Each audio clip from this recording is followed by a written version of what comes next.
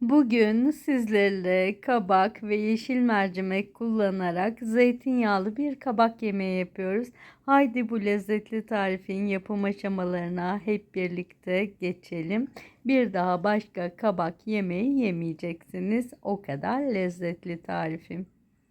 Tarifimize kabağımızın baş kısımlarını keserek ve kabağımızı soyarak başlıyoruz.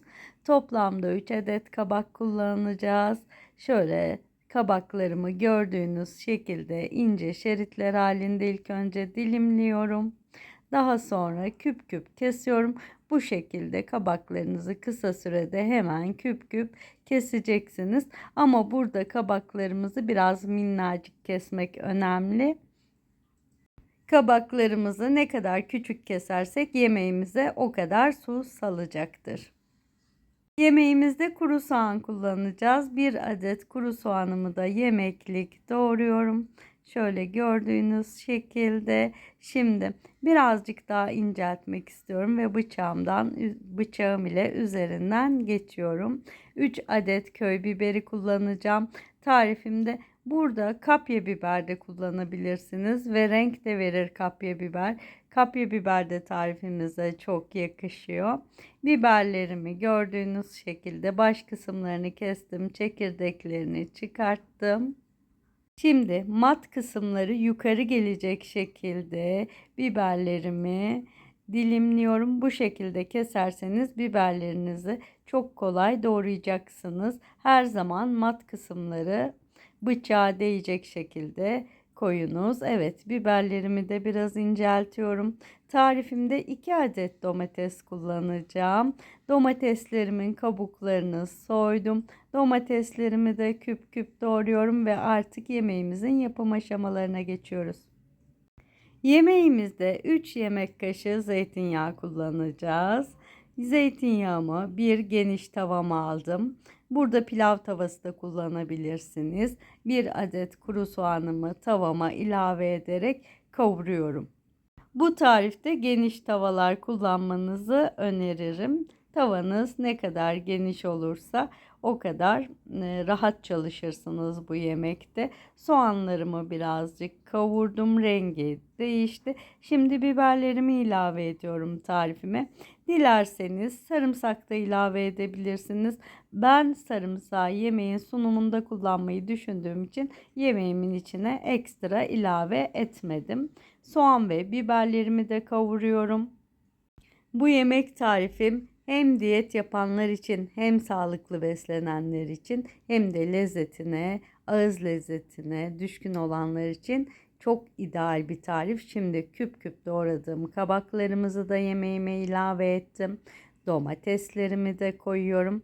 Baharatlarımı da tarifime ilave ediyorum. Açıklamalar kısmında yine malzemelerim olacak. Oradan da bakabilirsiniz.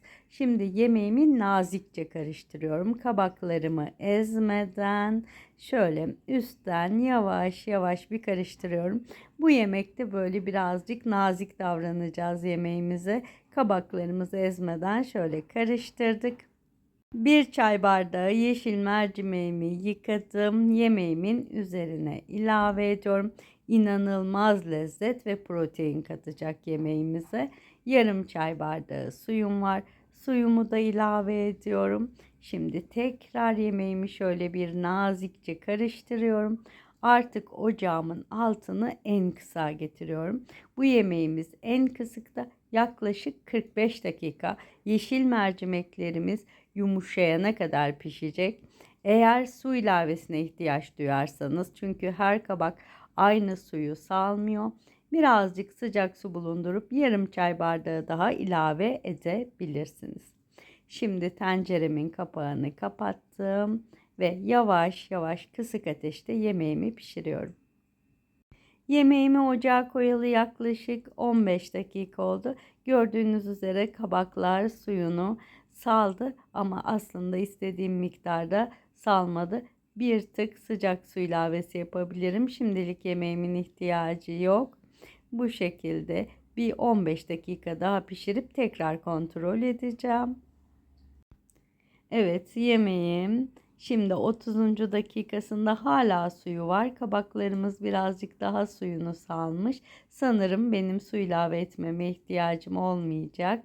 Çünkü ben çok sulu istemiyorum yemeğimi. Siz sulu seviyorsanız birazcık daha sıcak su ilavesi yapabilirsiniz.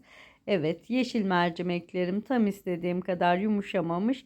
Birazcık daha pişiriyorum. Evet, 45.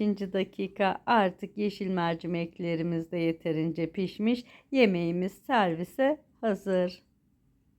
Bu yemek tarifim bol yoğurtla servis edilince güzel oluyor. O yüzden bir yoğurt sos hazırlayacağım. 2 yemek kaşığı yoğurdum var. Böyle birazcık pürüzsüz kıvam için 1 yemek kaşığı kadar yoğurt suyu ve tuz ilave ediyorum yoğurdumun içerisine. Bir şöyle sebze doğrayıcı makasım ile dereotu birazcık kıyıyorum. Dereotu, yoğurt, kabak çok yakışan lezzetler. Dereotumu şöyle, yoğurt ve tuzumu, dilerseniz burada sarımsak ilavesi yapabilirsiniz. Hazırladım.